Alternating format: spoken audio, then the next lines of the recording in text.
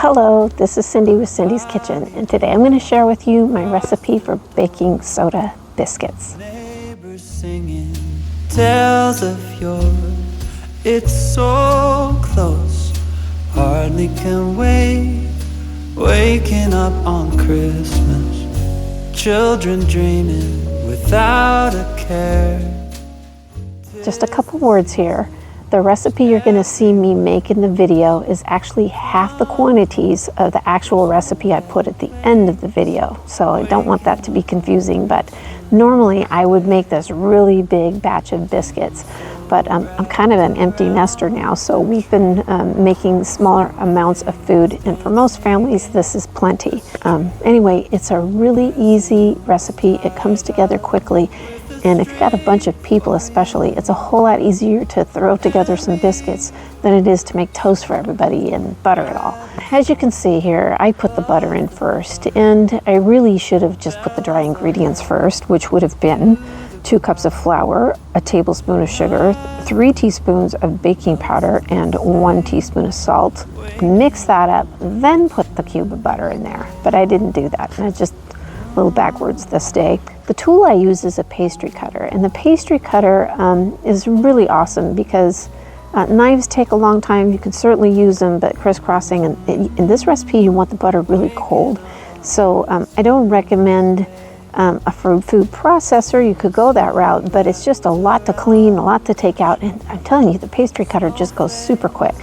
And if you get one that's sturdy, one that the metal doesn't bend on it. I've had those and they work, especially, but after years they start to bend and get pliable, and that's no fun. They don't cut as even. So I would go with a really nice, sturdy pastry cutter, and it'll get the job done quickly. So you want to cut that butter into the flour mixture until the butter is about pea-sized. Once you get to that point, go ahead and add your cup of milk. Stir that in, and once it kind of starts to form dough, you can handle it with your hands. You can put some flour in your hands and start forming a ball. Now, if your dough is excessively wet or if it's excessively dry, you can certainly add a little bit more milk or add a little bit more flour in order to get that consistency right. But this should be pretty good in the recipe. That's always worked for me. If it's a little sticky, I just add a little more flour on the countertop when I'm rolling it out.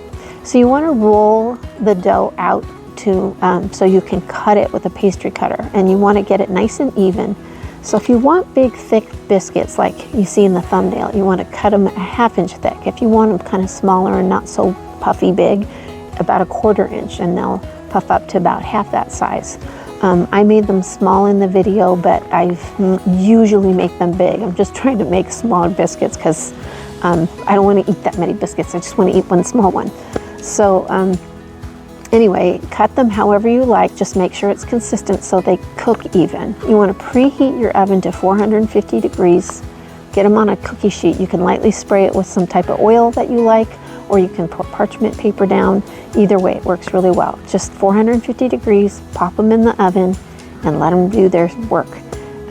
It takes about 10 to 12 minutes, I want to say, but all ovens are different. Some cook hotter than others.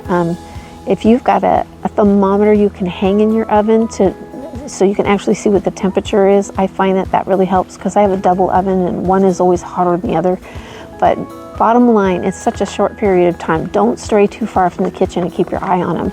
I also peek through the door because sometimes when I'm looking at them through the window, they don't look like they've browned yet, but they're actually browning. They brown really, really quick. So you want to grab them before they get too dark. Anyway, to me, they're the perfect biscuit. They're nice and fluffy. They're super easy, and they make a really nice complement to a breakfast. Anyway, I want to thank you so much for watching. I really appreciate you taking the time to stop by. I hope you have a wonderful Christmas holiday, and you have a great day.